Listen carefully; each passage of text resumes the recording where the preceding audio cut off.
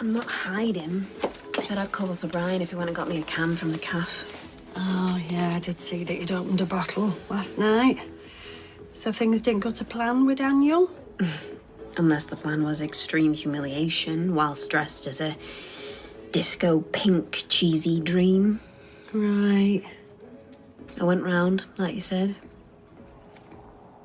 And he was with someone else. With? As in with? The talk of the street. Talk of the street. The talk of the street. Talk of the street. The talk of the street. Talk of the street. The talk of the street. Talk of the street.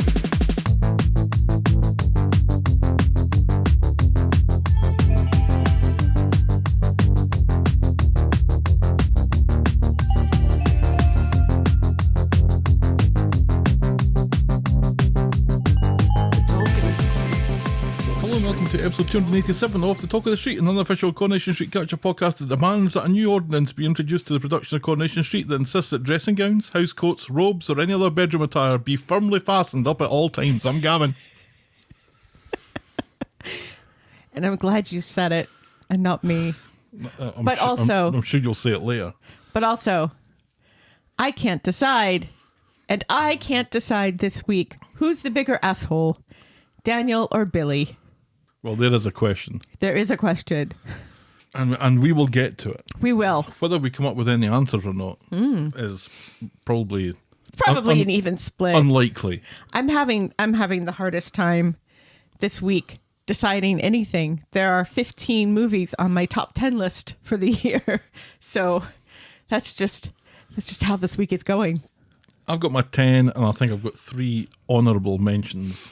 And I think our lists are going to be very different from one another's this year as opposed to last year where we pretty much all agreed. Shall I give you a teaser? One of my honourable mentions is Killers of the Flower Moon. What? That did not make the top 10. And nor should it. Well, it didn't. It's too long. But honourable mention for that. Really? Mm-hmm. It's not anywhere in my 15. I predict your number one and my number one will be different. But it is a movie we saw together. See, then I want to tell you what my number one is. And I'm not going to do that because that would spoil the surprise. Right. And also, I think I know what it is. But I'd be surprised that my number one isn't your number one. No. I think your number one is my number 2. Probably. Which was the way it was last year. This is all very interesting Really? to listen to us talking about numbers. I thought Everything Everywhere All at Once was both of our number ones. No, it wasn't my number one. What was That your was my number 2? What was your number 1 last I year? can't remember. But you can remember Everything Everywhere All at Once being number 2, Yep. which means it should have been number 1. Anyway, how have you been this week? It's a new year. Happy New Year to everyone. Happy New Year! Ha! Ha! Ha! I did Murphy impression. Happy New Year. Yes, I celebrated New Year's Eve by finally finishing Succession. So I went to my bed. So I just went to my bed. Neither one of us watched the ball drop. No, I think I was asleep. But anyway, Yeah. I have had an inkling of something to do since I turned 50, which was to complete a Rubik's Cube. Because I've never completed the Rubik's Cube before. My dad could do it, and my mum could do it if she was reading a book that told her how to do it. Right. I read the book that told you how to do it, and I still couldn't do it. So I bought a Rubik's Cube for $10. You can pay up to $60 for these things, by the way. Mm-hmm. And I thought, I'm going to dedicate this year to learning how to do the Rubik's Cube. And so I watched a YouTube tutorial, and an hour later, I knew how to do the Rubik's Cube. Uh-huh. So my ears just opened up, because now I know how to do it. And I can do it in about 3 minutes. You're almost like that kid that made it to the Tetris kill screen this week and became the first human being to do so. Yeah. You're basically the same person. Absolutely. Have you seen him do it? Yes, the I look watched on him his do it. face. The look on his face is just so precious. I don't know how he can see what's happening and react to what's happening and see what's about to happen and react to that as well. Mm-hmm. And blink. Right. I've no idea how we can do those things all at once. He said his wrist was very sore. Well, it took him 38 minutes Yeah. of not blinking. Right. And staring at a screen and probably inducing a seizure or two. Right, yeah, and moving his wrist very, very fast. These are our superheroes. Me being able to do a Rubik's Cube in 3 minutes and this kid. Yes. That's it. You're welcome, world. People are worried that, things like Homelander will be real and stuff, and people who are far too powerful physically. And no, our superheroes are people who can reach the touch kill screen and people who can And me, solve apparently. a Rubik's Cube in 3 minutes after watching a YouTube tutorial. I'd love to say it's complicated, that there is an algorithm that you learn Right. that doesn't solve it all, but it goes a long way to solving it. Mm-hmm. The trick now is to learn a way to do it quicker, and I don't know if I can be bothered. Yeah. There's a satisfying feeling Oh, I bet. completing it. I bet. I can add this to the list of things like juggling that I learned in order to impress the ladies. Being able to juggle and doing a Rubik's Cube. So that was all for me. Yeah, and it doesn't work. And it's never worked. Juggling, I'm impressed by. No one's ever been juggled into bed. Anyway. We've got a lot to You get through. obviously were very drunk that night then. Right. And I seem to remember dropping a couple of things. But anyway. Shall we preamble, Marie? Yes, please. Give us some of that bouncy Corrie news.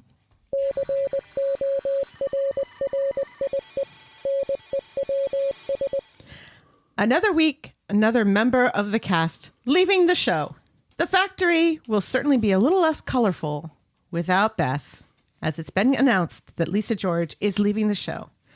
How on earth will Craig and Kirk cope without her? They are both nothing without her. So has this been confirmed? I believe so.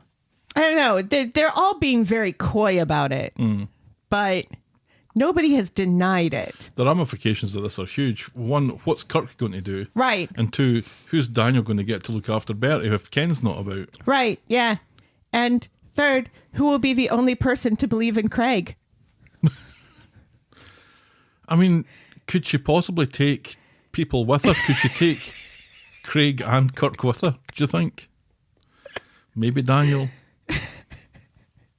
Maybe Bertie. Poor Bertie. Poor I've nothing Bertie. against Bertie. No. Yeah, it's This is terrible parenting. again, it's maybe a result of, characters that have been on the show for a while that get very little to do Right. and wanting to do a little bit more if you're an actor. Right, yeah. Or are given things to do, but it's all very one note. Beth is just a cow now. Brown. We thought we were How going now? to get a little bit of a deep storyline with her and Marco that was splitting Polo. up her and Kirk, but that never really amounted to very much and was very quickly reset. It and was was a nothing burger, yeah. Never mentioned again. Maybe so, he comes back. Maybe that's why she leaves. Well, I'm sure We'll we will have find to out. see this summer. Apparently, her last episodes will be this summer, kind of around the same time as Simon. So maybe they leave together. Maybe it's a May-December romance. Or romance, even. That's what I said. Well, nearly. Maybe she's got a gig lined up at Netflix, like Michelle Keegan, whose new show, Fool Me Once, began airing this week on the platform to positive reviews. So Hearing well very done good things her. about this. Yeah. I haven't watched it yet, No, me neither. but I've heard very good things about Yeah, it. I have too. I'm trying to get through the John Wick movies, which are very good. Why didn't I start them sooner? Again, heard very good things about it. Right. Yeah. Love the Haven't world watched it. building. Love the world building. And finally, as storms have raged across the UK, it seems no one is immune from the damage.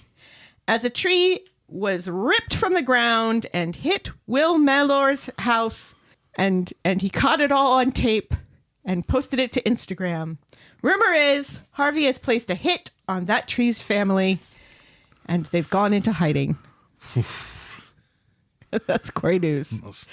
I was going to That's say a tough Corrie news. I was going And a to tough one, finally. I was going to say that Harvey put a hit on the family's tree, And now you and did. that would have been worse.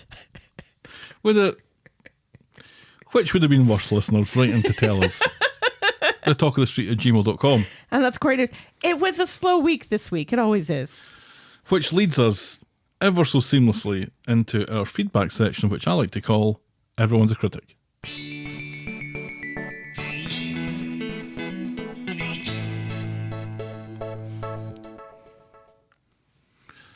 Now, Uh-oh.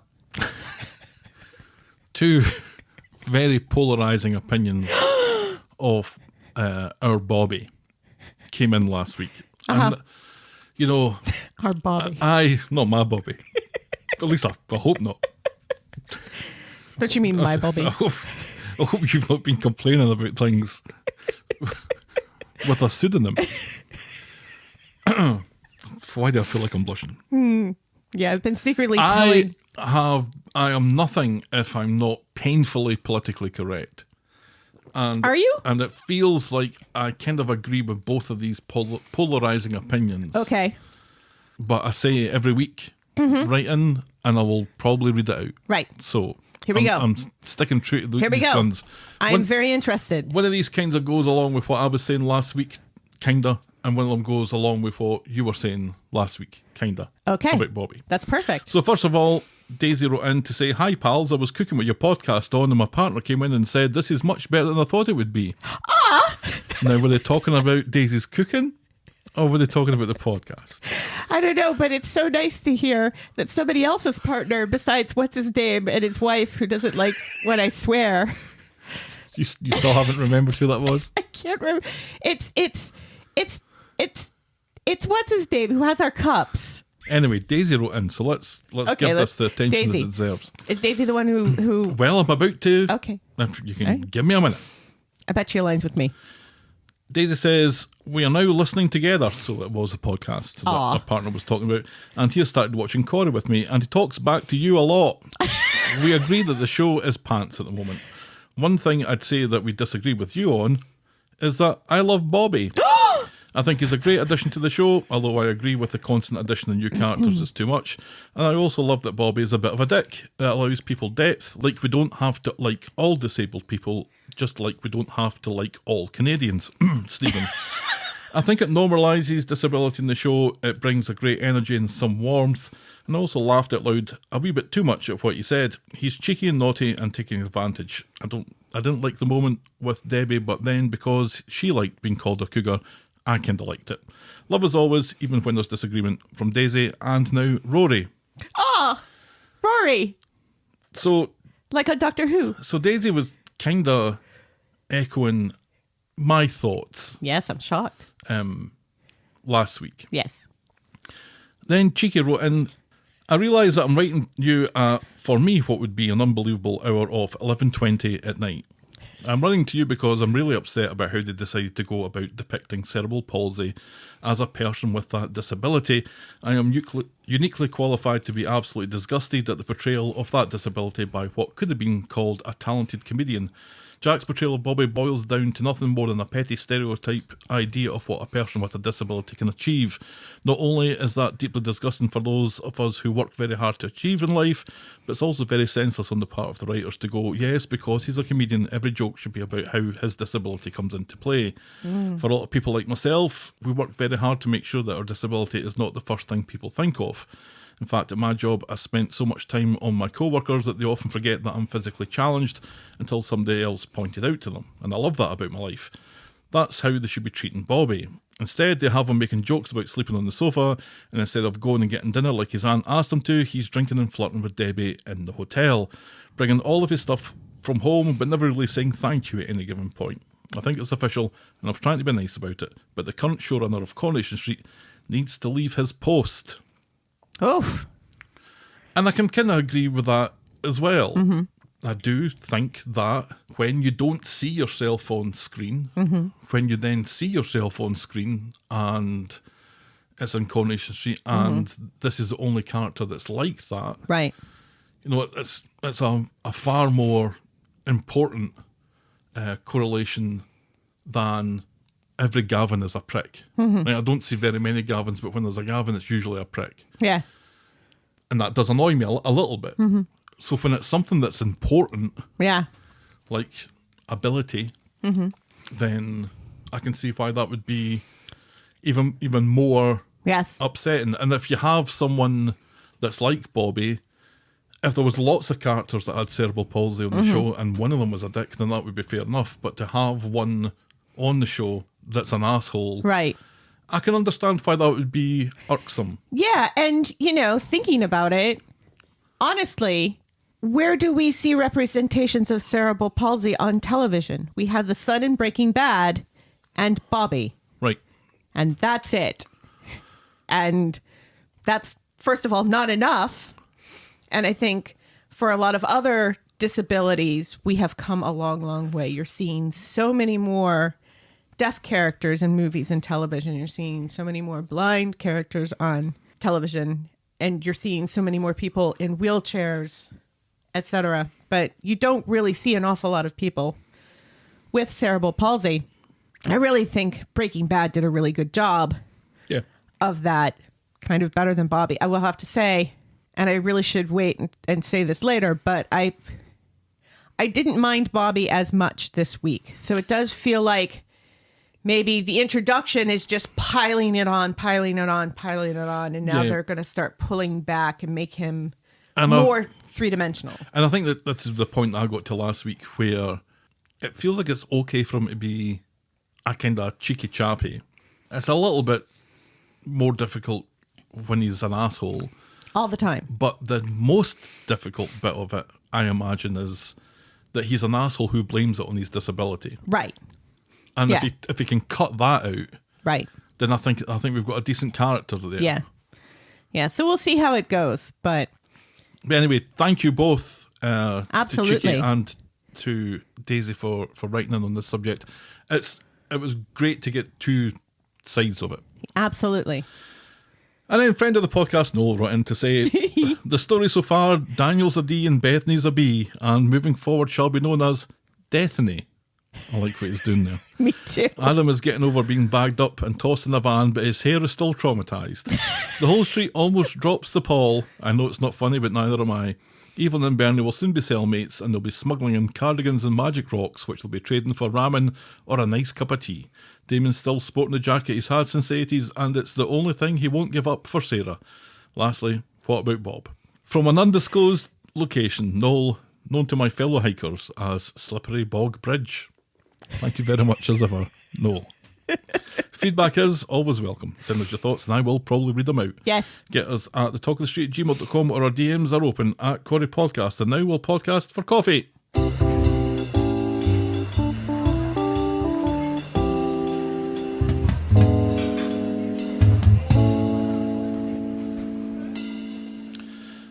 Thanks to Canadian Helen this week.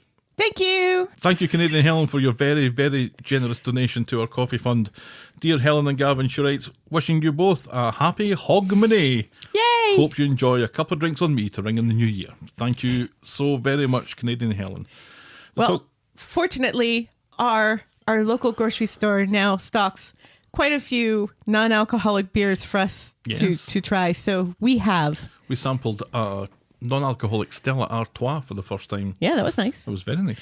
And then I got that non-alcoholic German Christmas beer. That was nice. A bit too spicy. But too spicy for you. Yeah. Too fruity. A bit too fruity. Yes.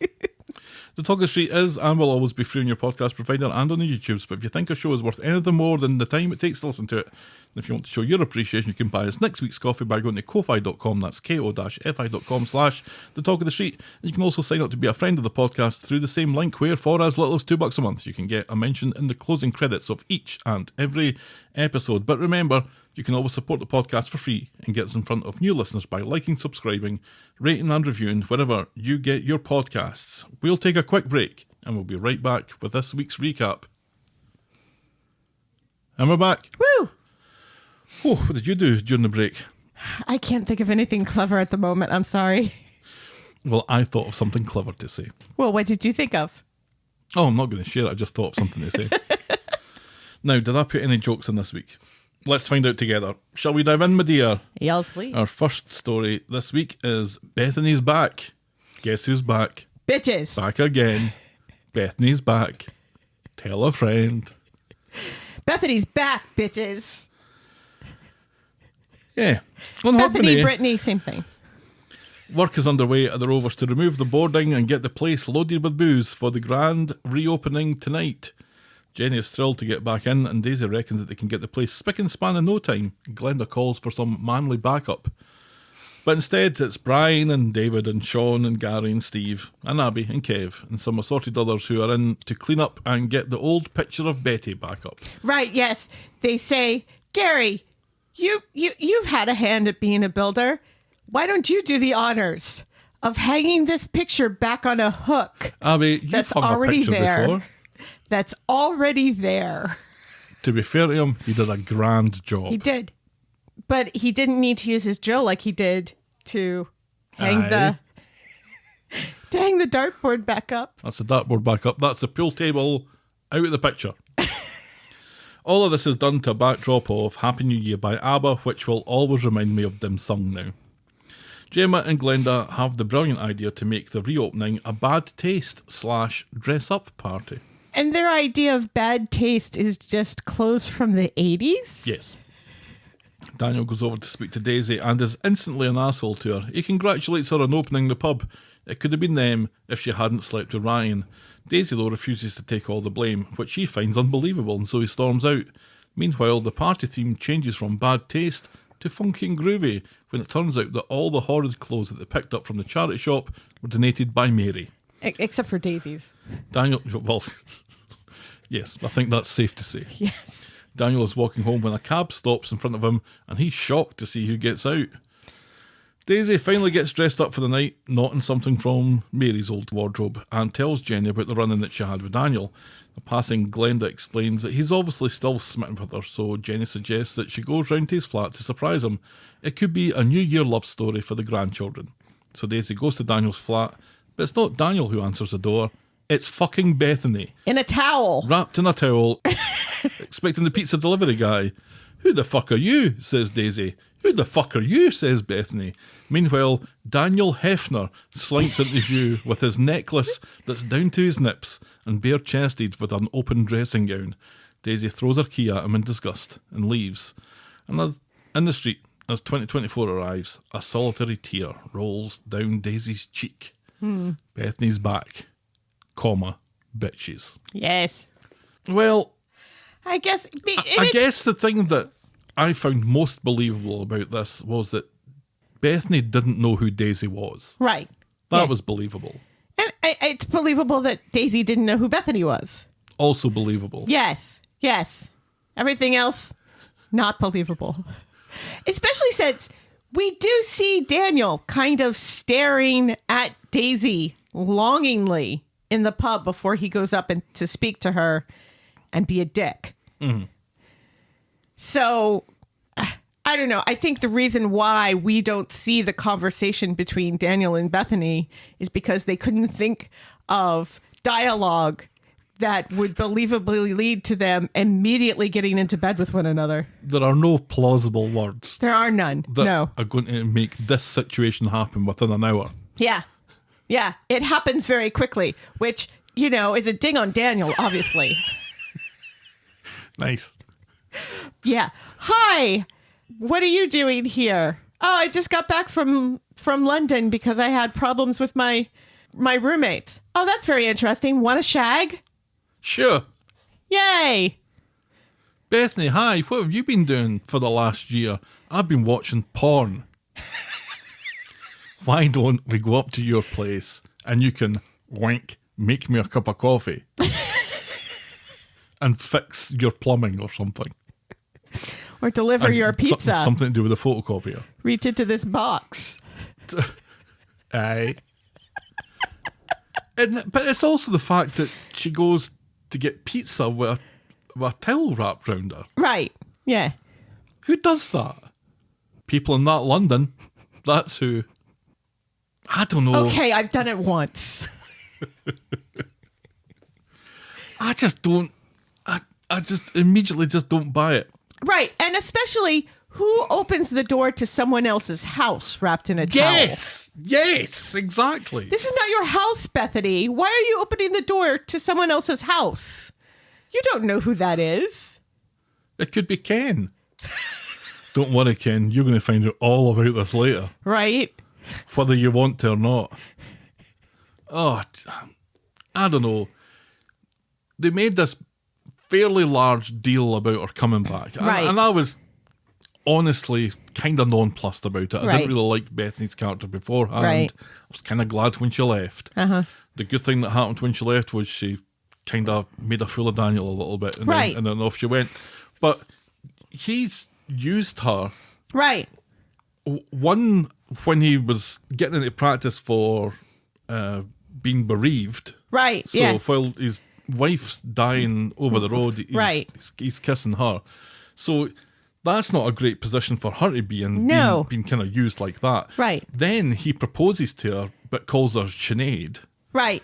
And then they drift apart, and then Right. come back in within an hour. He's sleeping with her, and she's okay with that. And Right. She's gone away to London, and from London? all accounts, and has had a very successful journalism career in that London. You know, she mentioned some things that to indicate that later, which makes it unbelievable that later she's going to find out things that she's surprised by and had no idea happened. If she's a journalist, she would have known. She hasn't spoken to anyone on the street. Because Yeah. she knows some things and she doesn't know other things. Right. Yeah. And she comes home on New Year's and not on Christmas. Who comes home to see their family on New Year's Oh, this happens all the Eve? time. This is when Peter famously came back. On New Year's Eve. Yeah, When you just as the bells were about to Yeah, to when ring. you should be out, partying with your friends and stuff. I was thinking about this like yesterday and stuff because, the kids came back, they flew back, and I'm thinking, Benny is 17 and he spent New Year's Eve watching the ball drop with his dad and his sister. When I was 17, I was at Lupo's Heartbreak Hotel in Providence, Rhode Island, dancing my ass off and partying with my friends. That explains that tattoo then. Man, generations are different. Yeah, 17 I was drunk. and from the ages of 17 probably to 45 I was probably drunk at New Year. Probably. Unless I was sick. I was probably sick a couple of times. With drink, Sometimes probably. sick and drunk. Yeah. None of I don't know. this. So anyway, they make this big deal about her coming back, and immediately, and I mean immediately, she arrives in one scene. We don't see her. The first scene that we see her in, she's already in a love triangle. Right. The first scene we see her in, she's naked. I mean, let's give her something else to do before she does Daniel. Right. Yeah. Seriously. She had all that growth and put him in his place. And then the first thing she does when she comes back is put him in his place. What a waste. Seriously. Even if it's not Daniel, even if it's a character that I like. Mm-hmm. What an odd way to reintroduce a character. Yeah. And In a towel. It feels like it's the 80s, doesn't it? it does. So New Year's Day, Daniel brings Bertie back to the flat to meet Bethany, who now has clothes on. He's only temporarily home because he's getting handed off to Beth later, so Daniel wants to continue the shenanigans, but Bethany probably needs to go see her family. Yeah. Jenny's still working in the cabin, and Daisy explains to her what happened. On the bright side, Jenny says that they can move back into the pub officially now. Yeah. So that's Yeah. a good thing that's happened. Well, and unless you consider the fact that they shouldn't own that place in the first place. Let's not mention that. Daniel hurries over to brag to his dad about fucking Bethany, claiming that he and Daisy have been over for ages. It's been 2 weeks. Seriously. What the hell is wrong with this guy? Ken advises him to get her name right this time. Well done, Ken. Yes. He tells Ken that Daisy saw them together, but not when they were fucking. But close enough. Sarah gets home with Harry when there's a call from the intercom, supposedly a meter reading, but it's not. It's fucking Bethany. Yes, with clothes on. She wanted to surprise him with clothes on. She'd moved out of her flat in London because her flatmates were horrible. Yes. Sure. She quickly changes the subject to Sarah and Adam being all lovey-dovey earlier that she saw, but as far as Sarah is concerned, all that's over with. So Bethany and Sarah drop in on number 8 just as Shona and David are about to leave to the movies. Gail is appalled, seeing it as Bethany's just back from London. London? London! Says Shona, and they all laugh. and then Yes. go to the fucking movies anyway. Well, Shona and Lily go to the movies. Poor David has to stay. And they're going to see Wonka. They are. So this broaches an interesting concept. If Wonka is a real thing In the Coronation Street in the universe. Coronation Street, in the Coronation Street universe, does that mean Tim's dad has been reincarnated somehow? Or does he have a secret twin? Jan Bartholomew. From the Netherlands, yes. Maybe. It's very, staring into the Matrix a little bit here with Tim's their fucking dad. with their choice of movies that Shona is dying to see. But here we do have, I think, finally, we've suspected it with the Debbie, but we finally get the confirmation from Shona that the show is now in on this gag. Yes. And it now feels that I should stop collecting Londons because it feels kind of done now. Yeah. It's like when your history teacher starts using your language. It's now I know how Oppenheimer felt.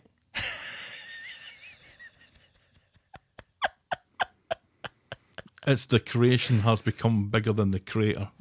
Yes. All of us doing was collecting Londons just for my own personal use, and Which is exactly like an atomic bomb. right. Yeah. But then it's kind of grown and been seen by millions of people and been referenced by the show itself. Yes. In a kind of meta moment where they both kind of Look at each other and laugh. I mean, short of Shona winking at the camera, Right. I don't think it could have been much more Or of a holding hat up tip. a little sign saying, "This one's for you, Helen and Gav. Right. This one's for you." So yeah, so now that feels like it's done. It does. Oh well. It only took 3 years.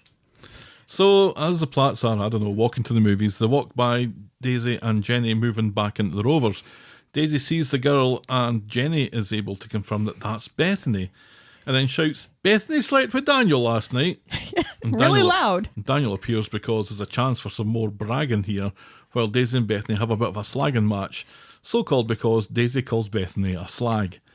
Sarah is upset that Bethany got home yesterday and didn't say something, and Daniel is upset at Daisy's hypocrisy given that she lifted tail for Ryan. Right. And David finds it all hilarious. Doesn't he call him Buster or something Yeah. like that? Hey, you got some explaining to do, Buster. And I expected Daniel to just walk backwards into his door like Homer Simpson into a bush. Didn't do it. The Platts go to speed dial, and Shona goes to the movies anyway.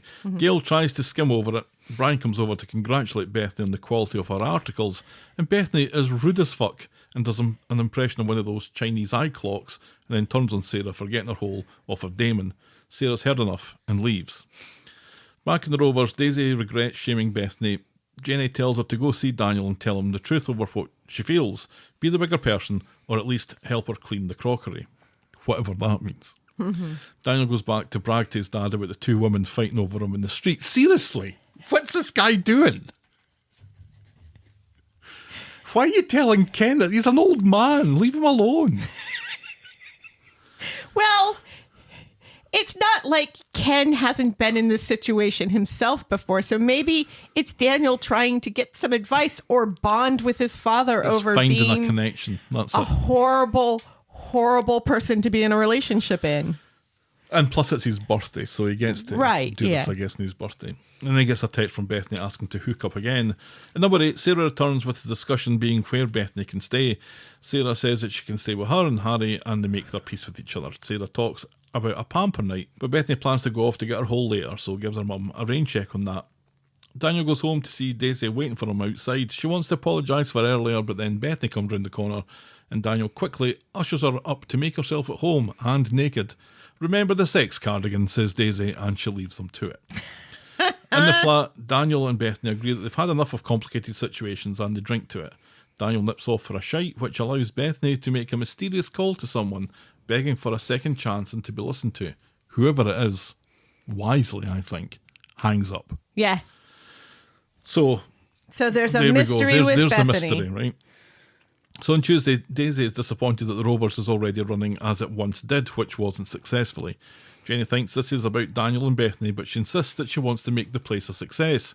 Jenny poo-poos Daisy's ideas for giving booze away and then nips off to get some new cutlery, which Daisy doesn't think is a great idea either. Bethany arrives at the Rovers and has some very low-key aggressive banter with Daisy. No one is a winner in this situation, but what the fuck does Bethany have round her neck? She looks like Mr. T. She pities the fool. Daisy ignores her and writes up an ad to give away a pint with a hot pot. $6.75 or something for a hot pot, get a free pint. That's ridiculously low. Jenny said... She's not going to lose any money. Jenny said, don't do this. Right. And Daisy, she did anyway. Because Daisy is also an owner and is wanting to throw her weight around a little bit. Right. George and Todd are enticed by the hot pot offer, which Daisy takes as proof of success. Bethany comes over to say hello to Todd, which allows her and Daisy to snark at each other again, and this is already getting dull. Yeah. Later, Daisy asks if Todd and George want another drink, but it's lunchtime and they're all done, which is exactly what Jenny predicted would happen. All Right. that they've been able to do is give away free drink. Yeah. Jenny comes back and is upset to see Daisy's sign. Daisy says it was a success, but Jenny knows that everyone who had the offer would have had hot pot anyway and left after one pint. She reads Daisy the Riot Act, which Bethany gleefully enjoys witnessing. Yes. And on Wednesday, Daniel is wandering around with his dressing gown open again, like his Hugh Hefner. He's awful since he started getting his hole off of Bethany. Oh no, today's his birthday, and he's going to see Ken. Understandably, she has other things to do. So Daniel meets Ken in the pub to tell him how much shagging he's been doing with Bethany lately. And this, Ken, just help the aged here, somebody. Can you imagine talking to your dad about how much sex you're getting? No. Can you? With my dad? No. No, my mom maybe. Women are funny like that, though. We are. We talk about boobs and stuff all the time. Well, talk about boobs with my dad, sure. I'm only human. Daniel thinks that the time apart has been good for them, and he has moved on from Daisy, who he calls a blip. Right. Again, it's been 2 weeks. A blip that you were with for over a year, who you were engaged to, And had it and not was going been- to get married to. And if it hadn't been for the acid attack and then Ryan, you'd be married already by now. Right. Bethany What comes, a dick. Bethany comes back from some unsuccessful flat hunting, and she suggests going out to celebrate his birthday. She wants to go to the Rovers. He'd rather avoid Daisy and gives Bethany a condensed version of their story, but he misses a bit where he turned her breast cancer scare into a Daniel thing. Right, yeah. So Bethany and Daniel go to the Rovers anyway. Daniel hopes Daisy doesn't think he's rubbing her nose in it, and he thinks that she's making things difficult. Daisy says she can do civil, especially as it's his birthday, and that's as far as we get with that. And he's such a dick about it too, because he goes up and she says, "What are you having?" In a very civil way. She doesn't say anything to him except, "What are you having?" And what he says in response is, "Look, this is ridiculous. You're being a bitch, and you need to learn how to be civil. This is my local. I deserve to drink here. Right. So you just have to get over yourself." All she said was, "What are you having?" Right. What are you drinking? What? That's my belly. Was that your belly? That was my belly. It was singing. And Chinese. Chinese food. That's why it's singing in Chinese. Right. You're not being racist. No. No. Not there. It's like, can he be more obnoxious? I don't think so. But I imagine he will become more obnoxious as this whole thing with Bethany goes on. It's like he's responding to a line that the writers didn't write. Right. Yeah. It's like they have Daisy saying, "What you drinking, you twat?" Right. Wait a minute, why are you being so nasty? It's like, Her I'm here voice for a is drink. so even. It's that evenness that upsets him. Yeah. It's the Yeah. fact that she's given nothing away when she says Right, that. yeah. That's what irks him about it. Yeah.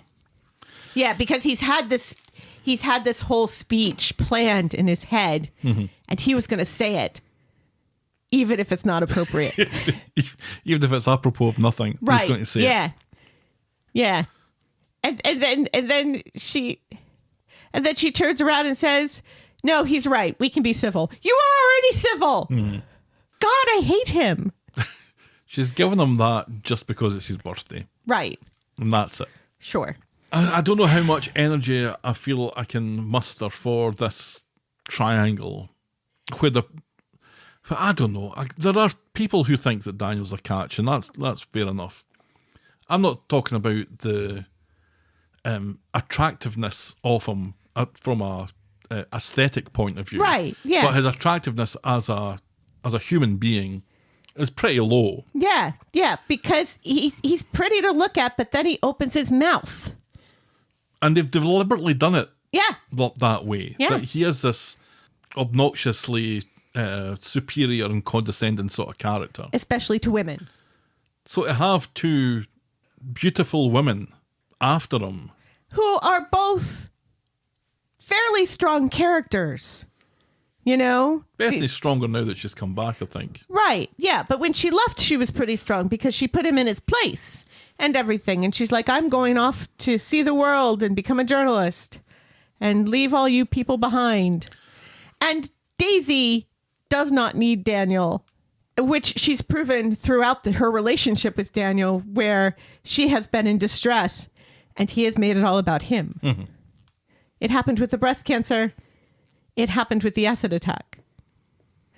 So it's like, look at us. We write strong female characters. All of our female characters are so very strong. And yet they also allow men like Daniel to treat them horribly. Yeah. And to manipulate them. Right. And to be condescending to them, even behind their backs. Because even on day one, after their initial shagging, he's condescending to her, and she snaps back at him and says, well, you know what I meant. Because he picks up on something that she says. But that's what he does. Yeah. That's what you're getting into. Yeah. I don't know. I think Bethany's return deserved better, and they're putting so much stock into this being a thing. And also, do we need another storyline about a love triangle? Well, we're about to speak about another one. We've already had the Nina and Asha thing with Asha's coworker. Right.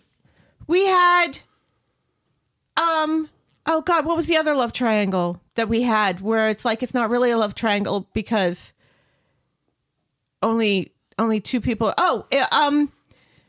Racist Kelly and Sabrina and Max. Yep. Love triangle. Do we need another one? We're about to talk about another one. Enough with the love triangles because it's not a great story. It It's seems boring. like every triangle really is a love triangle if you love triangles. Okay, Caster, keep going. Let's move on into that love triangle story, which I'm calling Big Bag of Adam. Well, Hogmanay, Adam returns Harry to Sarah's. She's ready for a New Year's night out, which Adam thinks looks like she's going out on a hot date. And while that's none of his business, he's quick to point out that he's meeting someone too. And as he goes, Gail tells us all that she's only going out with Carla. But it was nice how they were interacting with each other. Right, It was very yeah. civil, very polite. It was very civil and very nice polite. to see you again, Gail. Yeah, it's very sweet. And, just because it's Carla doesn't mean that it can't necessarily not be romantic. That would be a storyline I would be into.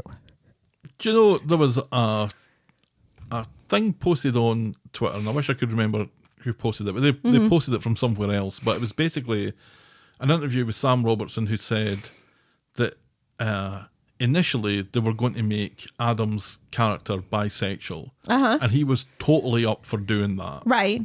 But they didn't do it because it was going to be too much like the Todd storyline. So Todd's gay. He's not bisexual. So, well, he'd been with Sarah. Oh, okay, fine. So it is now impossible not to think about what could have happened with this Adam character and how much more interesting it could have been had they made him bisexual. Right, because then he would have been a Lothario on both sides of the fence. Yes, he would have been. And that would have been cool.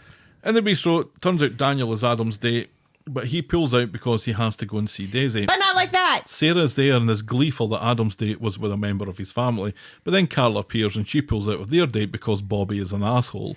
But not like that. Adam and Sarah choose to find this amusing and agree to have a New Year drink together because that could have gone that could have gone a worse way than it did. And at least it's significantly less creepy for Sarah and Carla Because can you imagine if Adam and Daniel were shagging? That would be creepy. No, that's so no, creepy. No. Uncle and nephew. No. Later, a hen party has turned up and Adam is clearly having a hard time with the noise. He and Sarah reminisce about their own wedding. He's just like me. And she admits that she's unhappy, but she's also not blameless. She suggests that they go outside away from the noise to talk, and outside, Adam reveals that he's having another panic attack, but this time without fancy camera work. She tells him she'll always help him if he needs it, and they're about to kiss, but the moment passes when a topless Steve falls out with the Rovers.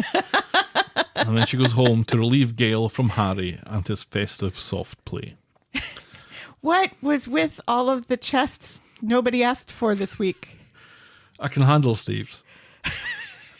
New Year's Day then, Adam meets Sarah outside in his rolls, and they're the friendliest they've been for ages. She's concerned about his panic attack, and he promises to see the doctor if it happens again. In Nina's rolls, Adam and Daniel are chatting about this improved status with Sarah. Toya passes and is concerned if Adam is okay after last night, so he has to admit to Daniel that he had another panic attack in the bistro. He blames the noise from the hen do, and Daniel makes another argument for going to see a doctor. In the pub, Adam meets Sarah for the hair of the dog, which is keeping Jenny in business. Adam has a client to meet today, so he can't stay long, which is funny because it's New Year's Day. Right. Sarah makes another plea for him speaking to someone about his panic attacks, which looks likely to trigger another one in him. Adam leaves for his meeting and Sarah walks him as far as number 8. In a bush, Damon is hanging out and jealously watches them hug like a right fucking midnight creeper. And then he's on the phone to a heavy. Adam's client is a no-show later, so while he's wandering home... Surprise, surprise. He's on the phone leaving a message for Sarah as he walks by a suspicious black van with suspicious heavies dressed in black coming out of it. As soon as his call is finished, the heavies grab Adam and throw him into the back of the van, and he's driven to the bit of waste ground where Spider and Toya were held at gunpoint earlier last year, and that's when Damon shows up. Right. It's Gunpoint Docks. Right. In Manchester. And also where Stephen hit Tim over the head. Was round about that area as well. Yes. That's also where ITV Corrie and his gang were hanging out at the bonfire and saying nasty things to Nina and Summer and Seb. Yes. And then Seb and Nina walked away, and then bad things happened. They kicked Seb to death. Yes. Back in the and street, almost Nina. Damon catches up with Sarah. He's been waiting for this moment for a long time. She has nothing to say to him, though, and tells him to leave her alone. He says it was Adam who made him leave. Sarah doesn't care. She has other things to worry about.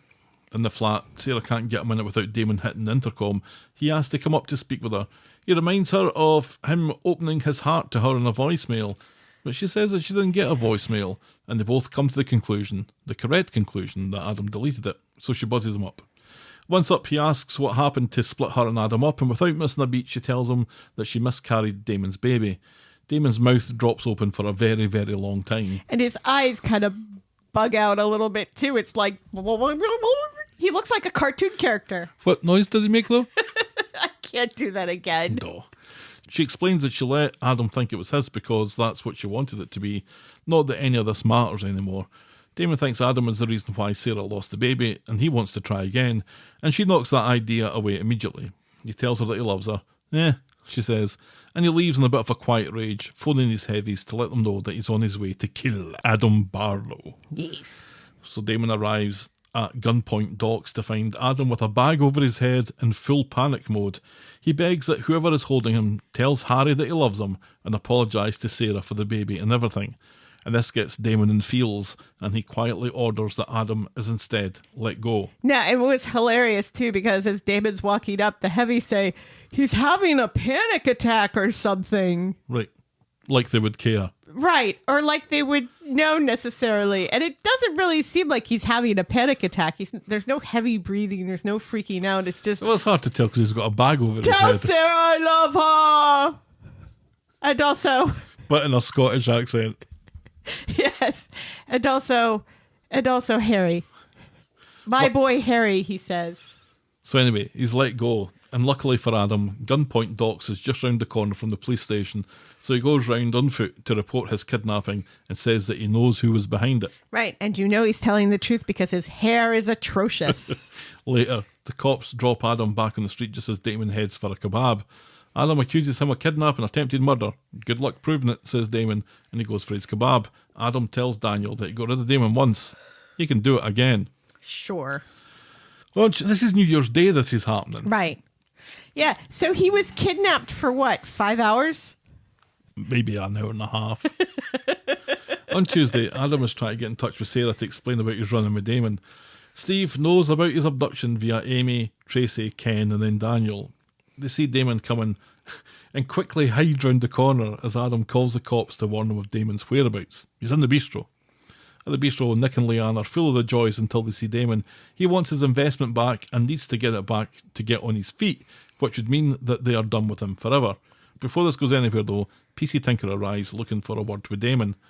Nick and Leanne are happy for the police to interview a gangster in the restaurant area of the bistro.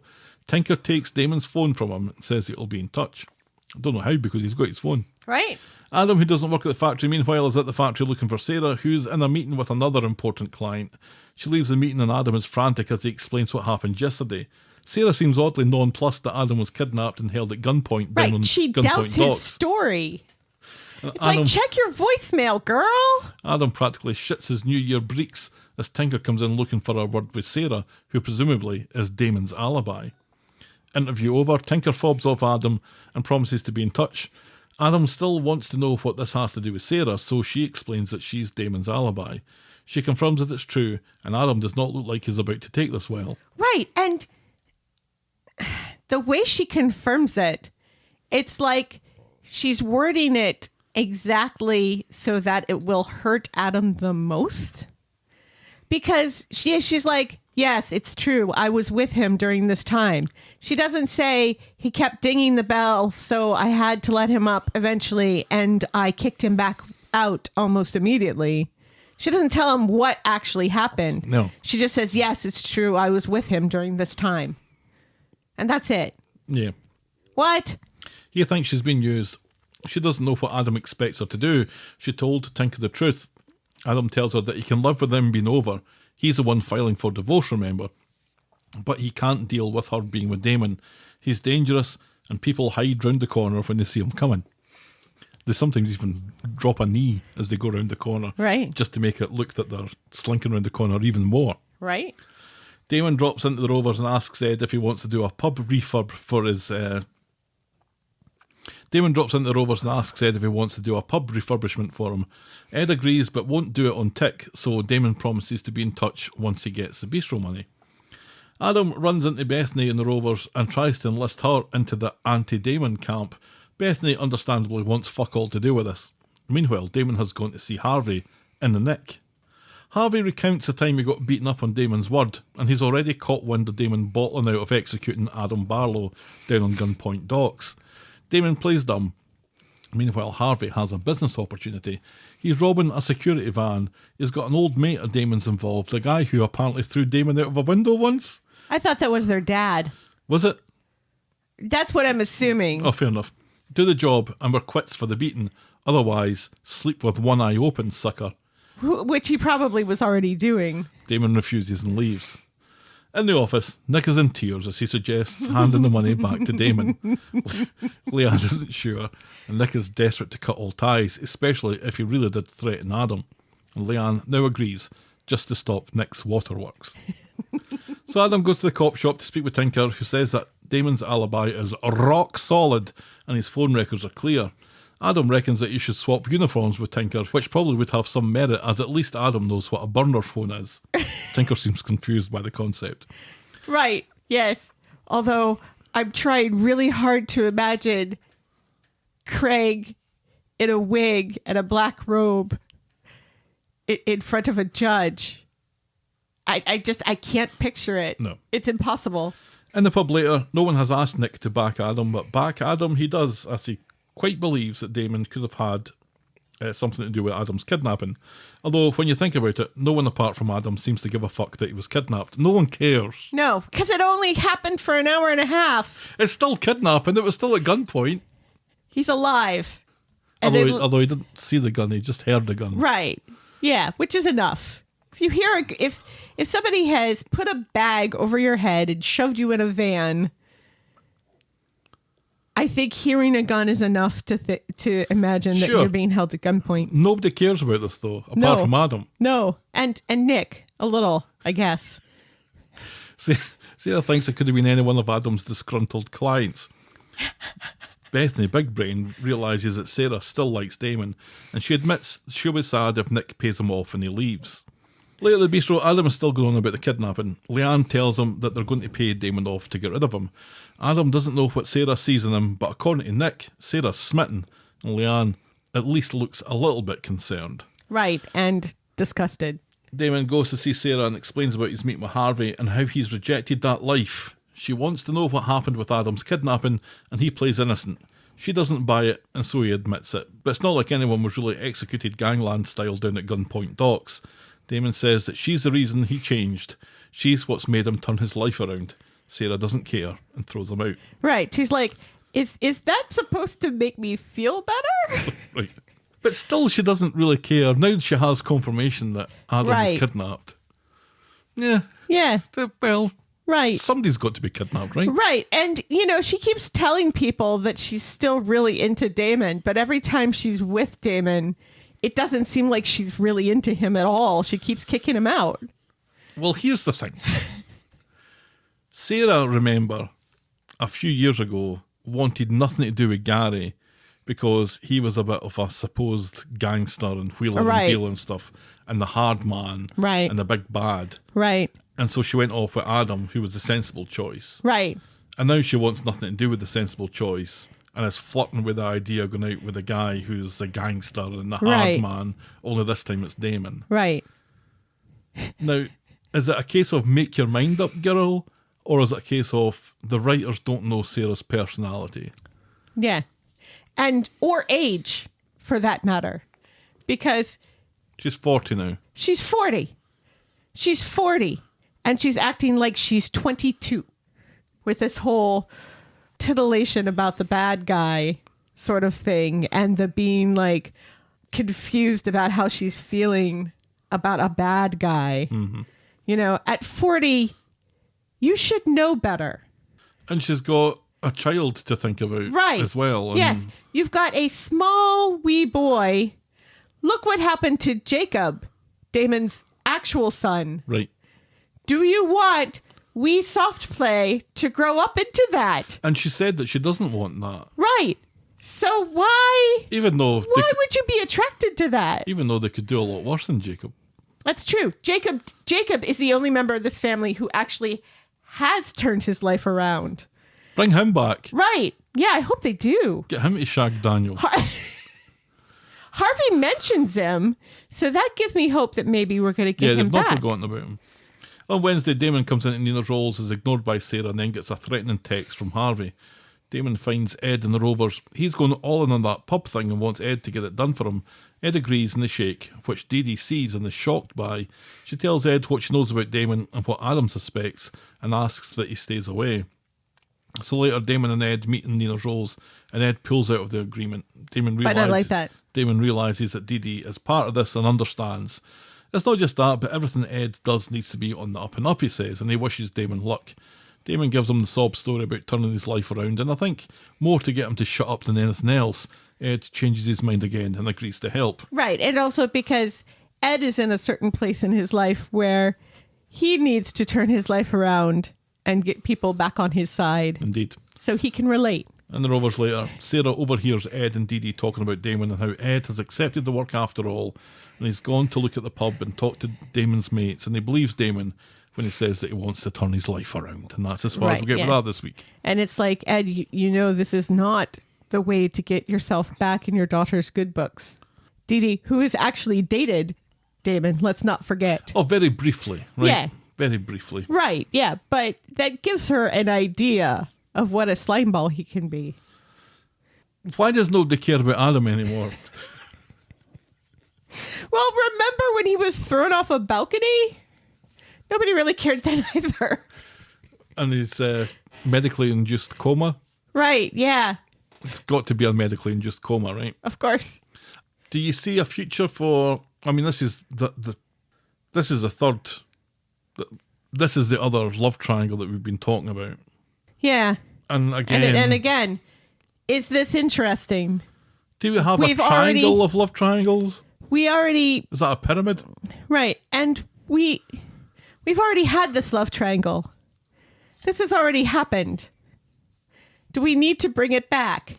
What is the point of bringing it back? She says it's over between her and Adam. Right. She says that that's done. Yeah, that there's no going back. And he initially seemed to be like there's no going back, but then he seemed a little upset that there's no going back. That Hogmanay looked very much like they were about to smooch. Right. And if they were about to smooch, you know how that's going to end up. Yeah. Yeah, in a it's towel towel time for the opening the pizza door guy. for the pizza guy. It can only end that way. Right. Reach into my box. No anchovies, please. You love anchovies. I do. I really do. The more the merrier. Very salty, though. Yeah. You happy that Damon's back? You're quite a fan. I like the actor. I still think he would make a great Wolverine in the MCU, but never mind. And he's already got the jacket He's for got the it. jacket He's for it. I was got about the to say. jacket for it. It's like He can either be Wolverine or a football commentator. he's subliminally reaching out to Kevin Feige and saying, "Cast me as your Wolverine." I feel like Chicken tonight? I feel the same way I feel about the whole Bethany thing. It's like you bring these characters back just to do the same things we've already seen them do over and Yes. over and over again. Yes. Let's give them something new and interesting to do. And I don't think opening up another pub is that interesting thing. No, I also Buying don't. the Rovers might have been that interesting thing. Right, yeah.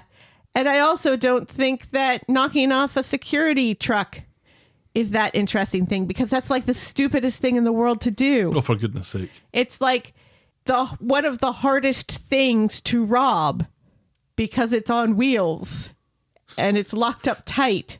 What are you going to do? You're going to I don't know, create a block in the road? Don't To tell people stop it? don't tell people how to rob a security van How are you going to get it unlocked, dumbass? with the driver. The driver has a gun. Not in the UK, he doesn't. The driver has a gun. Not in the UK, he doesn't. How do you know? Because he doesn't. I feel like it would be more likely that a driver of a security truck has a gun than a cop in the UK has a gun. Where's the security guard getting a license for a gun? It's money. He's People- still got a gun. People protect money more Get than this- they correct people. Believe nothing else, but believe this. He's not got a gun. I've seen how many guns are in this show. I don't believe you at all. It's the same gun that just gets recycled. No, It because- was dripping wet. Because Harvey's floating gun was bigger than Damon's little gun that he was going to kill Adam with. And that's not a euphemism. That's what she said. Oh well, let's move Oh, well. on to Do You Want to Bet? On Hogmanay and Nina's Rose, Dee Dee wants to get everyone together to talk through the family problems. Ed thinks it's too soon, especially for Michael, but Dee Dee reckons that she can be persuasive.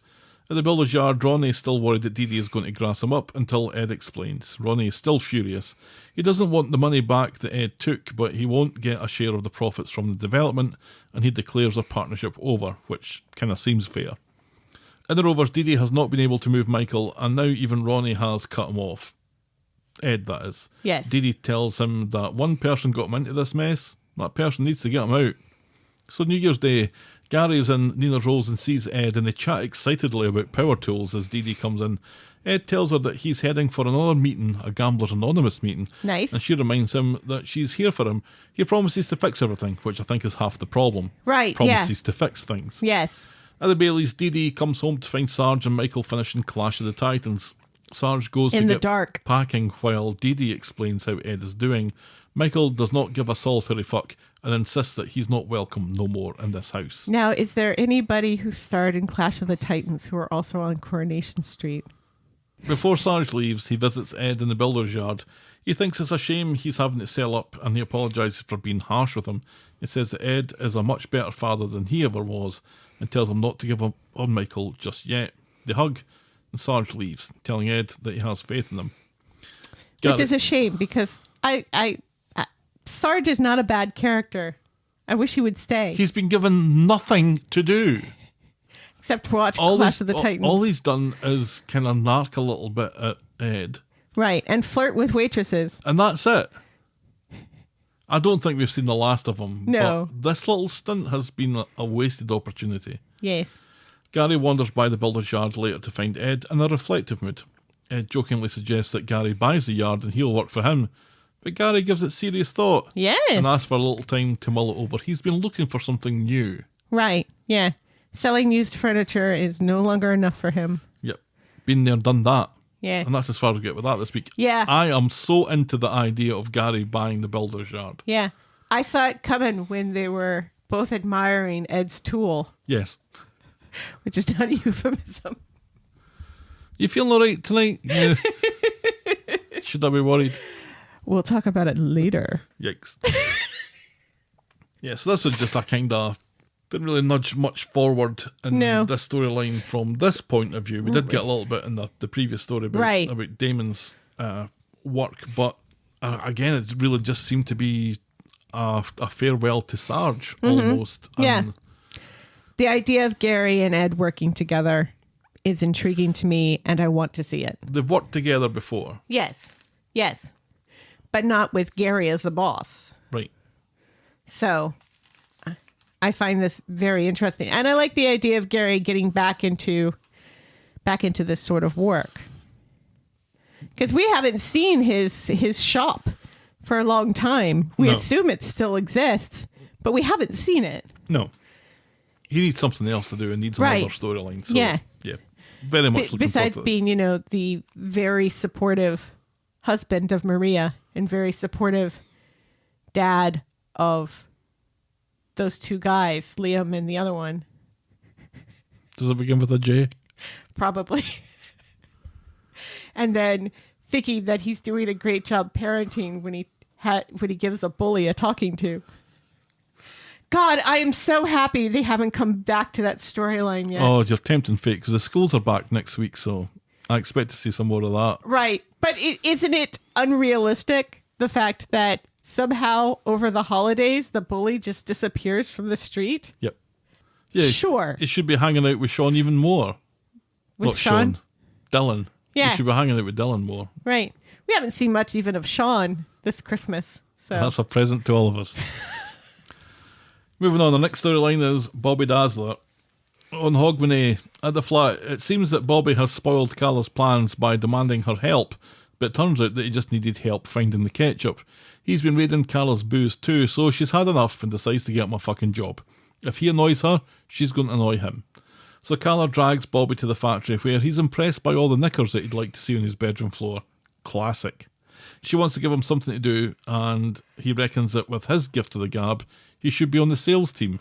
Inexplicably, Carla goes for it and gives him a trial, and that's all that happens there. yeah, and I didn't mind it. Because he seems keen to, for this trial. He seems kind of happy about it. Mm-hmm. And none of his jokes were about his cerebral palsy. Right. So This is I think good. what we find acceptable. This is progress. And I'm actually kind of intrigued to see him interact with the knicker people, especially Izzy. Now, the knicker people are a very close-knit community. They are. They don't accept outsiders easily. Look Yeah. how long it took Michael to be accepted. Yeah, they're a very introverted race, Yes. the knicker people. So it'll Well, be except interesting for to see. Beth. And Sean. And Sally. But apart from them, it'll be interesting to see what they make of Bobby. Yeah. I reckon Sally's going to like him. You think so? Yeah. With his jokes about wanting to see women's panties under his bed?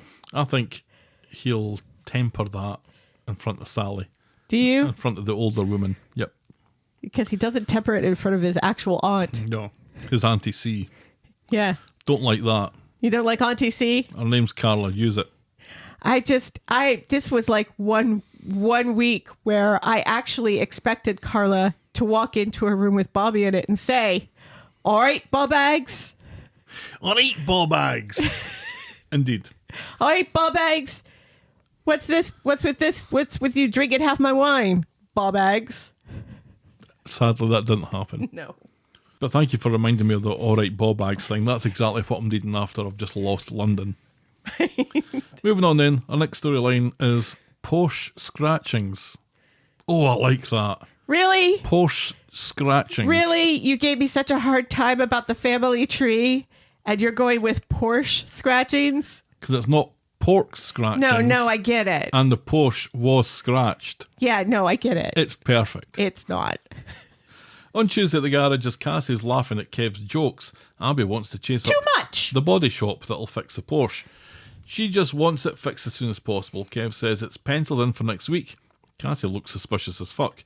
And later, Kev is still telling jokes at Cassie when Mr. Lee, the guy who owns the Porsche, arrives to pick the car up. Cassie claims that she must have called him by accident, but he is not happy when he sees the gouge out of the back panel. Cassie promises it'll be fixed by tomorrow. It better had, says Mr. Lee, or my lawyers will be involved. Abby tears a strip off Cassie for giving an unrealistic timescale and for calling the guy in the first place. Right? Cassie could not give a fuck. Right. She's like, it was an accident. So rather than blame Cassie for calling the prick in the first place, Kev decides to blame Abby, who had already blamed and forgave earlier. Right. Kev tries one last number to take a look at the Porsche before Husband tomorrow. of the year. And success. He's found a place. Cassie offers to take the car, but Abby insists that she will take care of it. So later, Cassie has finished invoices. She apologises for that business with Mr. Lee. Then Jack comes along, being busy in his mid-20s and looking totally like a mini Kev. Cassie is smitten by the pair of them. You know, I made that joke on Twitter about Kev now being in his mid-20s, and the number of people who told me that he was just 13. Whoosh. Right over the heads. Yep. Abby gets back late at night with a Porsche and sees Roy walking Freddie. And I was like, oh, thank goodness for this. She explains about the late night body job to fix the scratch that she can't remember causing, but reckons it must have been her fault. Roy is obviously suspicious, but says nothing. But on Wednesday, in Nina's rolls, he approaches Cassie about the scratch on the Porsche, and she comes clean that she was responsible. He tells her to tell Abby, so Cassie is guilted into agreeing. So she goes to the garage with some apology biscuits and is about to take responsibility, but we're only 10 minutes into the episode, so obviously can't happen this soon, so she changes her mind at the last minute. For her deceit, Kev offers her a permanent position. Cassie gives him a hug and a quick blowy. This is news to Abby. Right, yes. News to Abby that they talked it over, apparently. I thought she was already kind of permanent anyway. Pretty much. Mr. Lee arrives to pick up his car and he refuses to pay his bill. Kev and Cassie are furious at not getting paid for their work, and Kev tells him to go fuck himself. Cassie looks very guilty but keeps her mouth shut. So Kev is once again angry at Abby again for the Porsche malarkey. She would rather that if he accepted her apology, then he should accept it and not keep casting it up, and it makes matter worse that he's all sweetness and light with Cassie. So she storms off. And Nina's rolls, Abby is down in the dumps, and she speaks to Roy, whose conscience gets the better of him, and he tells Abby what actually happened. Right, and what's hilarious is he's like, I'm going to tell you something, but you got to promise me you're going to stay very, very calm. Because Roy knows Abby. Yes. So Abby storms to the garage to shout at Kev for not believing her and Cassie for scratching the car in the first place. Cassie never planned on blaming Abby but didn't want to lose her job. She couldn't face the fallout. Abby isn't in the mood for apologies, and neither is Kev, so Cassie fires herself and collects her stuff. Later, Kev apologises to Abby. She reckons he'd still be doubting her if it wasn't for Roy, and on reflection, she reckons that maybe Cassie deserves a second chance after all, and she should pay forward some of the belief that others have had in her. So Abby and Kev go round to see Cassie to unsack her. Thank Abby, says Kev. Abby! Abby! Abby! Abby! They know what she's going through and know what belief can do for a person. You're the before, says Abby, and I'm the after. And Abby and Kev laugh like shits while Cassie stares at a wall. And that's as far as we get with that this week.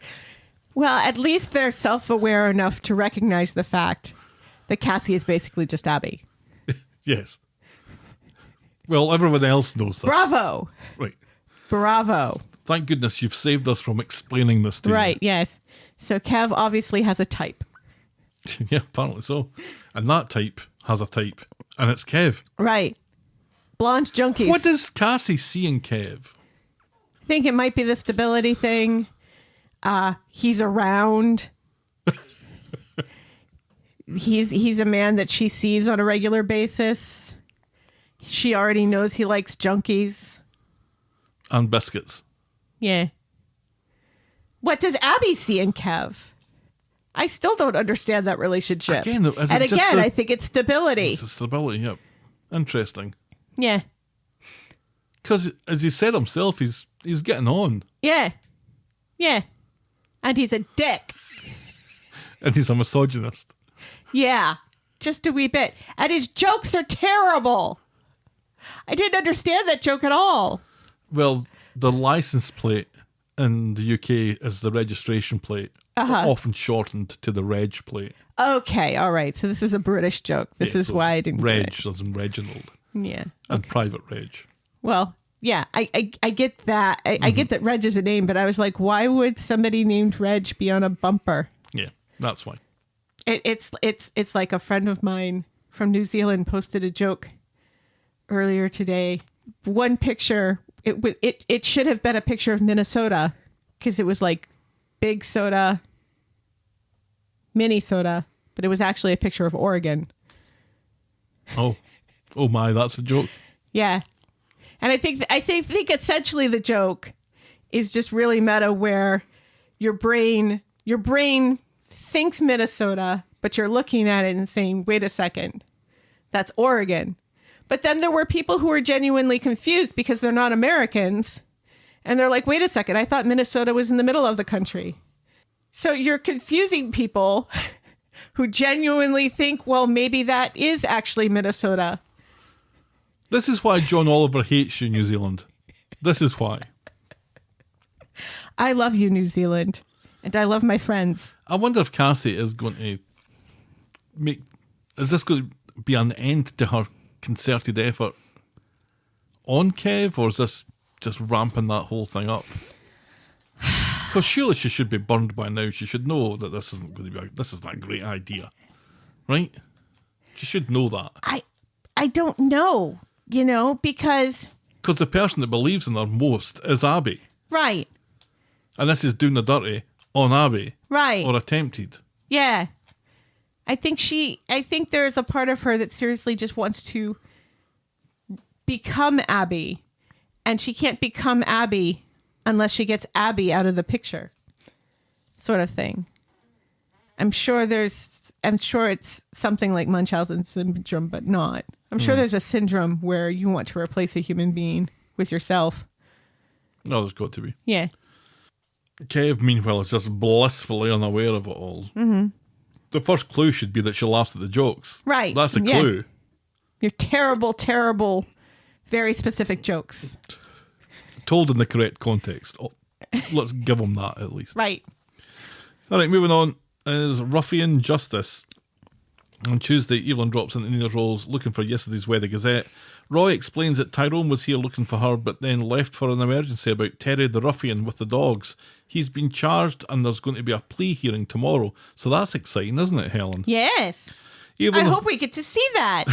Evelyn hopes the ruffian pleads guilty and then they'll avoid the trial. Roy worries that he'll blame Evelyn, and then she points out that she was the one who rescued the wee pup in the first place, but she can't help worrying that she'll end up in Nick because of all this. And it turns out that she might get 7 years. On Wednesday, Evelyn and Tyrone are chatting on the street. He's sheepish because he's fallen behind on the cleaning since she left. Today is Terry's plea hearing, so Tyrone is going to go in her stead and hopefully not antagonise matters. And later, she's in Nina's rolls and learns that Terry the ruffian has pleaded guilty, which is a great relief. Surely they're going to lock him up and throw away the key at the sentencing that's going to happen later. But later at home, Tyrone brings news from the court that Terry the ruffian has gotten away with community service. Evelyn looks on the bright side and still thinks it'll be the last they'll see of him because he knows they'll go to the cops if he shows up. And that's as far as we go with that. And Yeah. obviously Terry is still going to show up and be a ruffian and horrible about this. Right. Yeah. Yeah. I'm The hoping, dog is long I'm gone, hoping though. to get a little look at this puppy farm. Really? Because Because I can't get it out of my mind how lovely it sounds. You haven't seen those commercials with Sarah McLachlan? I have not. Where she plays really sad music, and then you see shots of these really horrible puppy farms No, in my mind, where female dogs are like in really small cages, just having litter after litter and wasting away. nope. In my mind, a puppy farm is a lovely open green space with puppies of golden labs bounding about with toilet paper in their mouth. Why only golden labs? Because of the cutest puppies. Or Nova Scotia duck-tolling retrievers. They're pretty cute puppies as well. No other puppies are cute. Just Sorry, those two. puppies. Just those two. Sorry, puppies. So I want to see this just to get that image out of my head. Now, are you Because talking... I'm sure you're right that they're appalling places. Yes. But in my head, I think a puppy farm sounds the cutest thing on earth. Really? Because, to me, when I'm not thinking of Sarah McLachlan when I hear puppy farm, I think dead puppies. Like, No, what's wrong with you? well, because when a dog dies, parents tell their children that they moved to a farm Let me just say, up north. some parents do that. Up north where they can frolic and play in the sunshine. Yeah. But they're really dead. And on that bombshell, let's move on to our final story tonight. Paul on a bike. This was a bad idea. This is such a bad idea. On New Year's Day at the God Flat, Billy's preparing dinner and was hoping for some help from Summer, but she's heading out to see someone from uni, which strikes Billy and Paul as being very suspicious. Later at the God Flat, Billy's talking God business with the bishop, while Paul slowly degenerates on the sofa and his potatoes overflow. Meanwhile, But I like that. Paul drops a cup on the floor, which Billy hurries to clean up, cursing Moses for not showing up on time on New Year's Day. He's really got it in for Moses. Right, seriously, because Moses is hot. Let's not forget. Billy is struggling with his pastry, which you can tell because he has flour on his cheeks. Moses, who has arrived in the meantime, has to leave now, which seems to annoy Billy even more, even though Moses isn't a babysitter. And Summer is home for Billy's crappy dinner. Paul says he's had enough, but really it's because he's having trouble getting food to his mouth. Billy suggests that he takes more time away from work to give him some extra care, but Paul points out that he's never there anyway, and he sees enough of Billy as it is. Right, yes. And let's all remember this, that Paul very specifically says he sees enough of Billy already, and he doesn't want to see more of him. Yep. He's very, very specific about this fact. Very clear. Very clear. Summer has a surprise for Paul, but it'll have to wait. So on Tuesday at the God Flat, Todd arrives unannounced, which gives Paul the fear. But Todd is here to see Moses and is disappointed to learn that he's not there. Yeah. There's some excitement about Summer's surprise, though. And later, Summer gets back with the surprise, and it's a helmet. But that's not the surprise. He needs to wear it to do the surprise. Yes, Paul he's going to join Daft Punk. Paul is going on tour with Daft Punk. Oh my god! Oh my gosh! We made the same joke. It's so cute. No, really. He's going on a motorbike ride. We both made a Daft Punk joke. He'll be going in the sidecar. Well, you're married to someone for nearly 12 years. What do you expect? A bald man with a beard turns up at the God Flat. This must be the biker guy. Mm-hmm. Summer looks outside and notices that there's no sidecar on the bike. The guy explains that this was someone else's bike, and no one believes him. And he's like, no, really, this wasn't my bike. Right, yeah, we were at a bike show. There were lots of bikes there. What he has is a trike. This had been cleared up when Summer was making arrangements. Oh, I'd really like to do this for my dad who's dying of MND. And, this is like on his bucket list. But he has MND, so we need to make sure that he stays safe on the bike. So you have a sidecar, right? This is a conversation that should have happened while Billy was toiling with sticky pastry yesterday, right, with flour all over his face. So that's what happens when you have trouble with your pastry. You get covered in flour. Billy worries about Paul riding pillion, so the guy calls around to look for a harness. And while they're waiting the harness, Summer and Billy lift Paul on the bike, or at least they try. Nick watches this and is reduced to tears. Then Maria, Tinker and George all get involved. all grabbing a limb and trying to get Paul onto this Right, bike. yeah. They're all offering to help. And it's funny because George is talking to the guy about the bike, and he's correct about what kind of bike it is. And the biker guy, who's also a professor, says, "Oh, you're really into bikes?" And George says nothing. And you know why he says nothing? Because he knows a lot about bikes, because he's an undertaker. That's right. That's right. That's Wear right. your helmets, kids. Wear the helmet. Don't know why that's funny. So anyway, everyone's got a limb. Paul asks to be put down and is somewhat humiliated as they put him back in his chair. Billy was only trying to give Paul a memory, he says. Problem is, he's not the one getting a memory. Right, yes. Back upstairs, Paul is sorry that he wasn't able to enjoy the bike ride and thought that people there were laughing at him. No one was laughing. No. Summer and Billy seem rightfully worried about Paul's mood. And later at the God flat, Billy's excited with a laptop, but not like that. No. He's been on the internet, but not on those sites. No. And he can get a winter break to Tenerife. But what they're doing now is what Paul wants to do. Sit on his arse on the sofa and watch TV. Plus he's worried about the cost.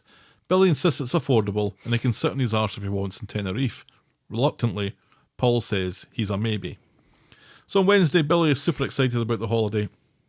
Apparently the hotel has a hoist. I'm not sure that that's a good thing. But Paul is eventually convinced. Summer appears with a package. It's Paul's voice thing, and throughout the episode it's referred to as Paul's voice thing.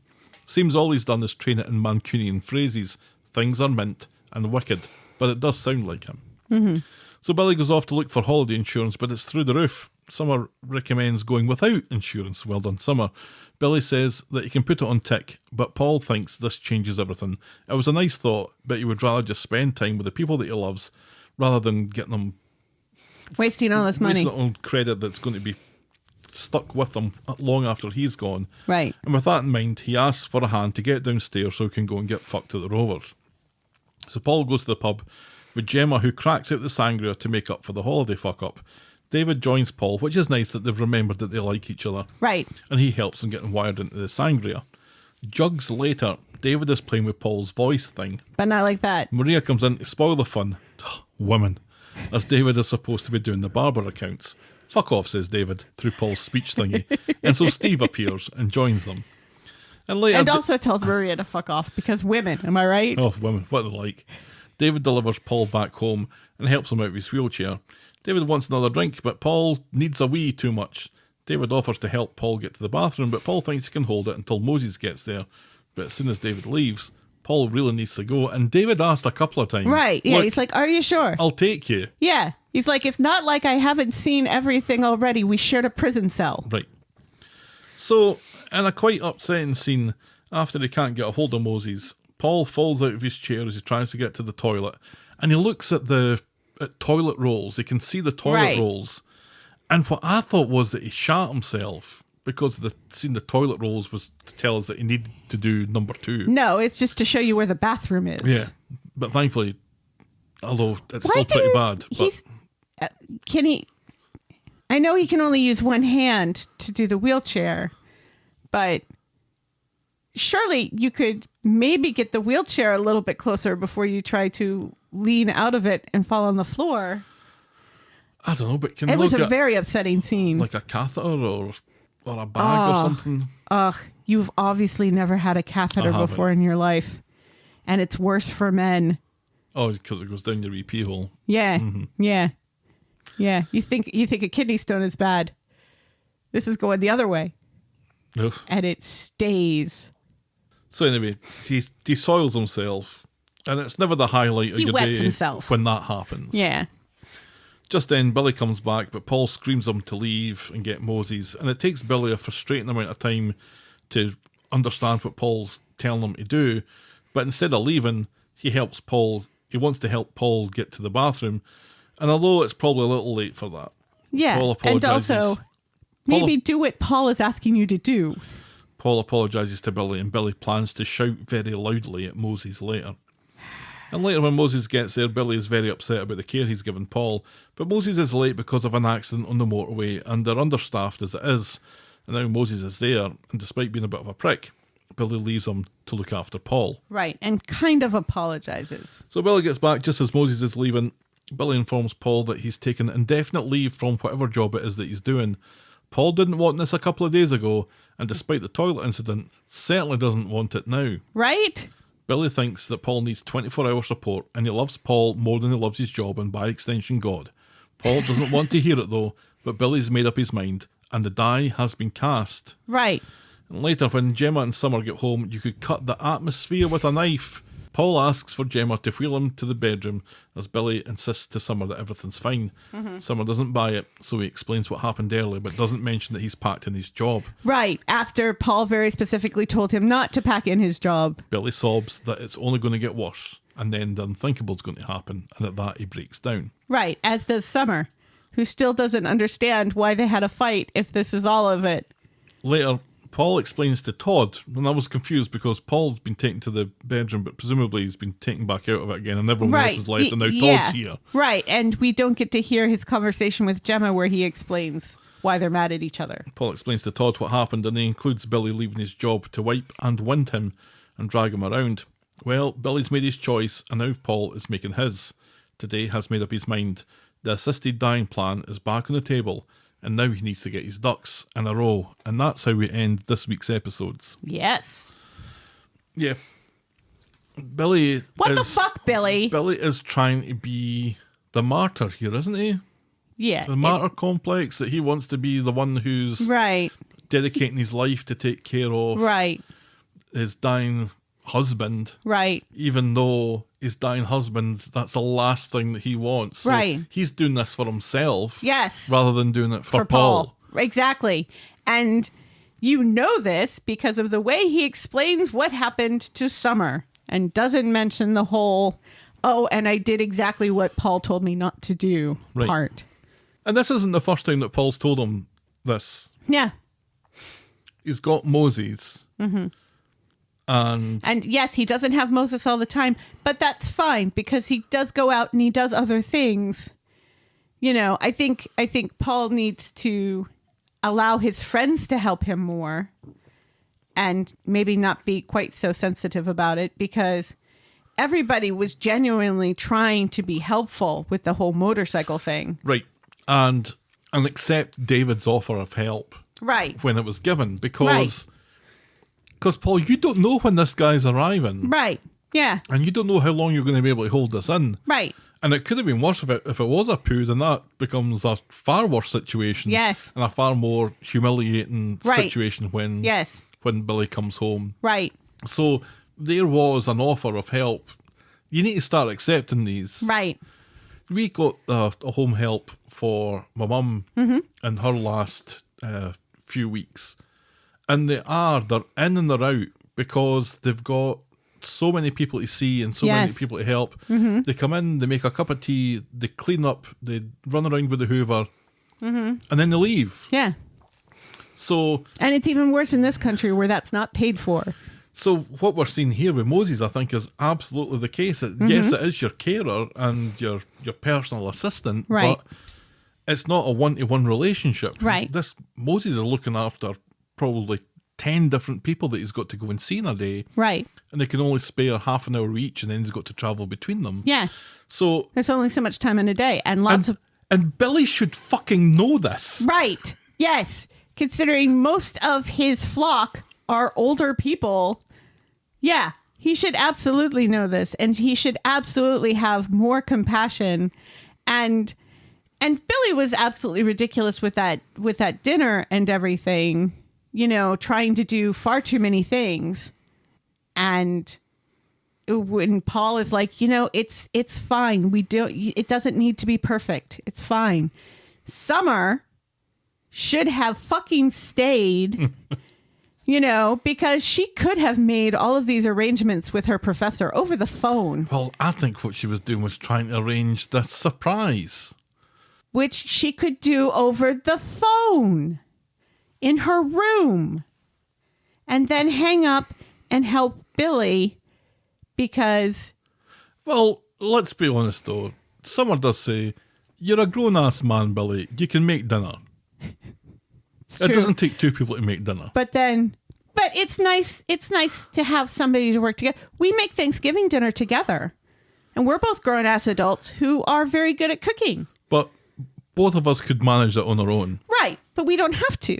Yeah. And Summer could stick around and help because she's better at cooking than Billy is. They all acknowledge the fact that Billy is not great at cooking and doesn't know how to roast potatoes. Since when was this a thing?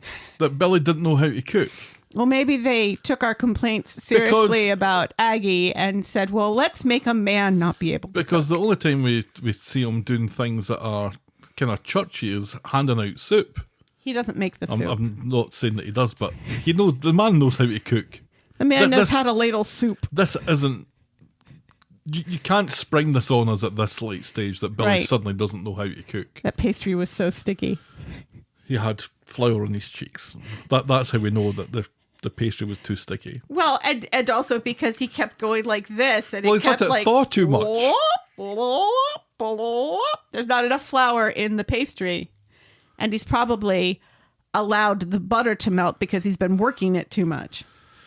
But not like that. But not like that. Dirty, dirty boy.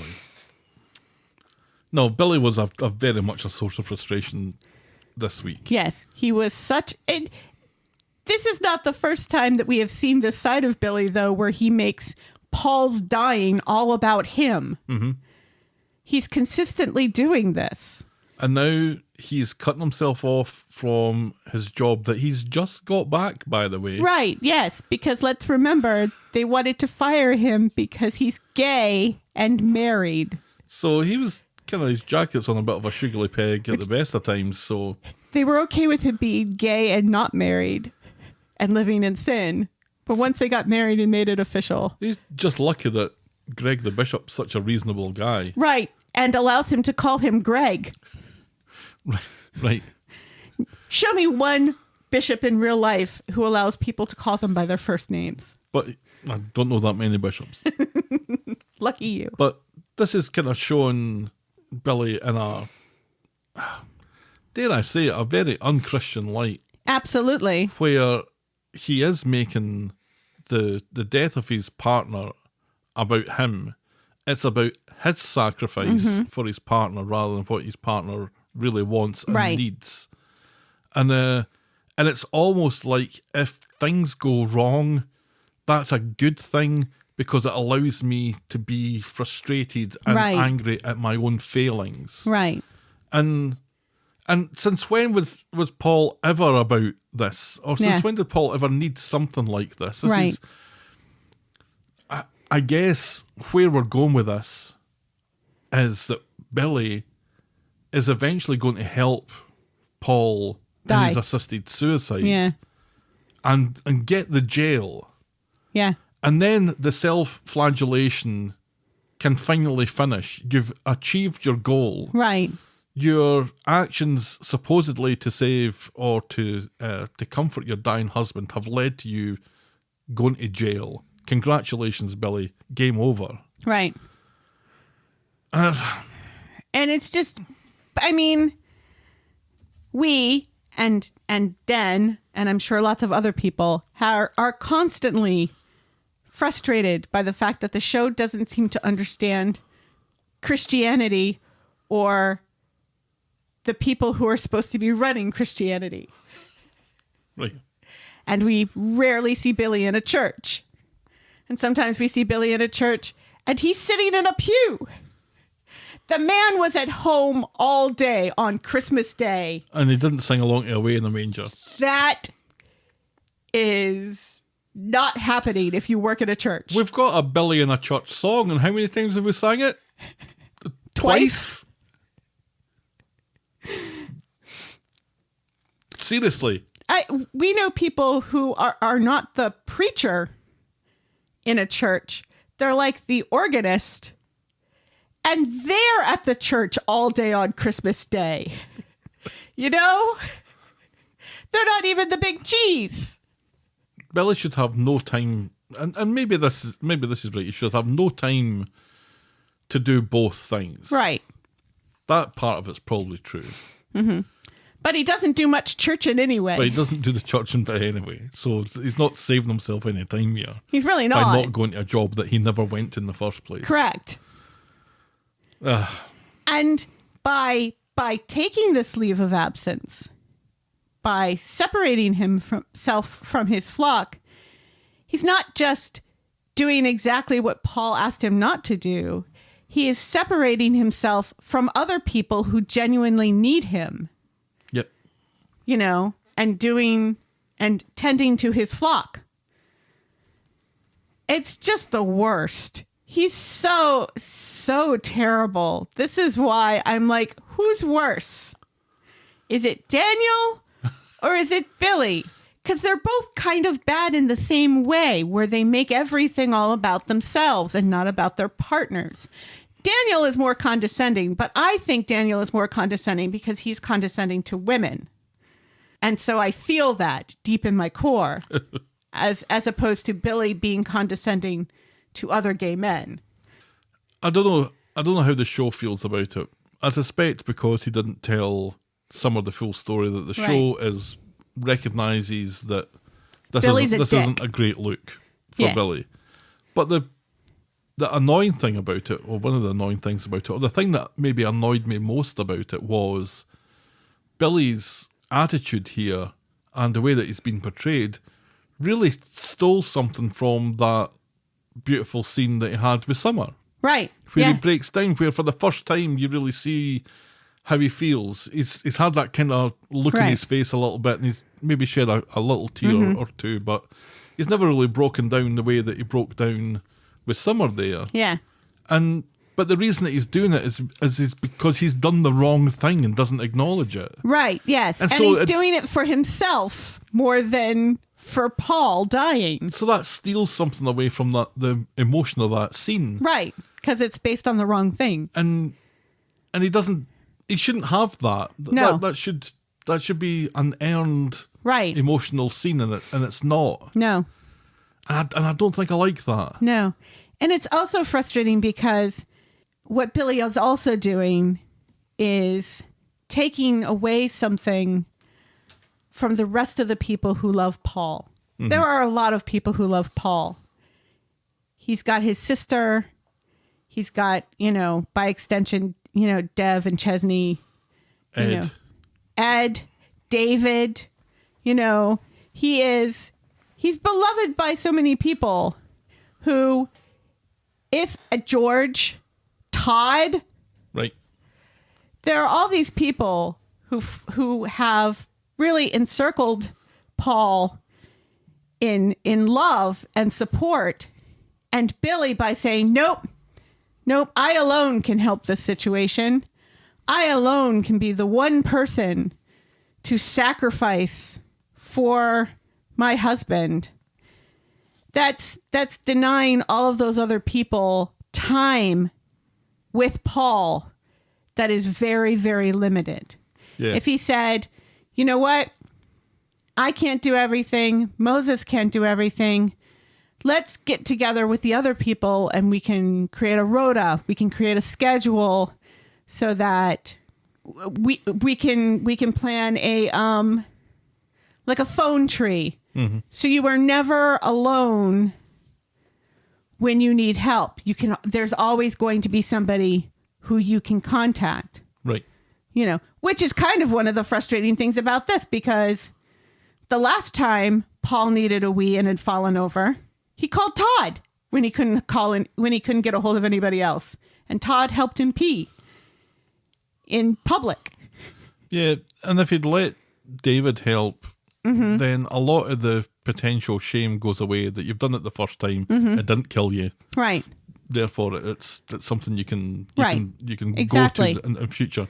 But can we just maybe acknowledge, because I think we should say this, and I think we've forgotten, how bad an idea it was to put Paul on a bike, given the accident that led to the M&D diagnosis in the first place was also Paul on a bike.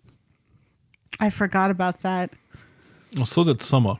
Oh my God. Oh my God. That just makes all of that so much worse. exponentially worse, I feel. There are so many other things on Paul's bucket list that she could have arranged. Right. That wouldn't have been ironic. Right. Oh my God, Does I he hadn't have a even thought of non-ironic that. bucket list? Maybe she's looked at the sadly ironic bucket list that had fewer things on it. Ride a bike. Steal a car. That's like when... It's like when Sarah suggested to Carla, that she get Peter a car racing It's exactly that. Yep, that's exactly that. experience for Christmas. A Canadian car racing experience. Can we just say, though, how great Peter Ash was in those scenes? He's always great. Breaks my heart every time. It does. It does. And it's just kind of sad that they finally give him a really meaty storyline that he can really sink his teeth into and show his acting chops in, and it's going to end in him dying and leaving the show. Yeah. And I fear he will be going on his own terms. I don't think it makes sense from a story point of view for it to just be a natural causes thing. It's going to be, and that's a difficult subject to breach, and I really hope they do it well. Yeah. Well, that was the week that was Coronation Street. Helen, tell me your moment of the week. God. Is it everybody holding hands and singing Auld Lang Syne in front of the pub? And Steve taking his shirt off? And Daisy standing alone, shedding one single tear? No. Not for me. For me, I think it was Paul and David and Steve getting wired into the sangria. Oh my God, how could I have forgotten? Yes, that's absolutely moment of the week. Because that was just such good fun. It really was. And it was nice. It's nice to see Paul with people who aren't Billy. Yes. Because he's always happier. That is our Moment of the week. Moment of the week. your boring moment of the week. Billy with flour on his face? You're determined to give it to Billy. I don't know that Billy Or boring. Summer explaining to Billy how to roast potatoes? Can I just say how much I love Summer now? That she's not forgetting about her diabetes. That she's not cheating. Well, the show has forgotten about that her she's not diabetes. cheating Let's on be exams. honest. That she's not trying to sell babies that don't exist. That she's not falling over constantly. That she's not throwing Addie under a bus. I'm so prefer Summer now. When And even she's if- trying to get Even if she was trying to get Paul on Paul a on the bike. bike. That feels like a Summer thing to do. I can get with that. the Daft Punk experience would have been much, much better. Right. Paul the DJ. And lucrative. 'Cause I think it's Harvey suggesting a stupid robbery with guns. For me, was just like, are we doing this really? Or do we just jump on it with everyone else and say Adam's kidnapping? That's quite funny if we do that. Simply because no one gave a fuck about it one way or the other. right, and it only took an hour and a half. Yes. Our boring Adam's moment of the week kidnapping is- is Boring moment of the week. Billy and Daniel, you've been spared. But just for this week. There we go. I don't think Adam's ever got boring moment of the week No. before. Your score out of 10 this week? 2. No, really? As low as that? No. No. 5.5. I think a 6.5 for me. I thought it was you alright know, this week.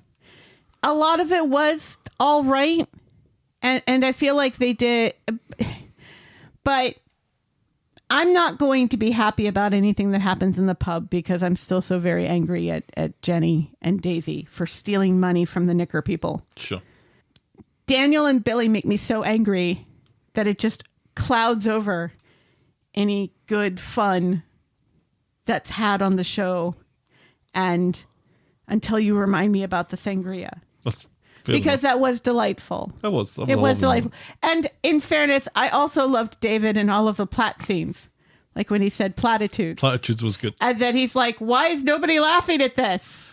This episode was brought to you with thanks to our friends of the podcast, Daisy, French Helen, Pickles, DT, Trisha, Wendy, Noel, Canadian Helen, Christy, and Shandy. Woohoo! Thank you all. If you've ever bought a dressing gown that for some reason doesn't have a belt on it, write in to tell us about it. We're the Talk of the Street at gmail.com, and we're at Corrie Podcast on Twitter, Facebook, Instagram, Threads and Blue Sky. You can shout me and Helen a coffee or become a friend of the podcast by heading to ko-fi.com, that's ko-fi.com/the Talk of the Street. Check out the clicky section of voggle.co.uk for links to our merch store and YouTube channel. And if you're so inclined, please leave a rating and a review on the iTunes or your podcast provider of choice. We haven't had one of them in ages. And be sure to check out our pop culture sister podcast, The List of Lists. Thanks for making it to the end of another episode. And we will be back next week with more Talk of the Street. The Talk of the Street. Bye. Cheerio.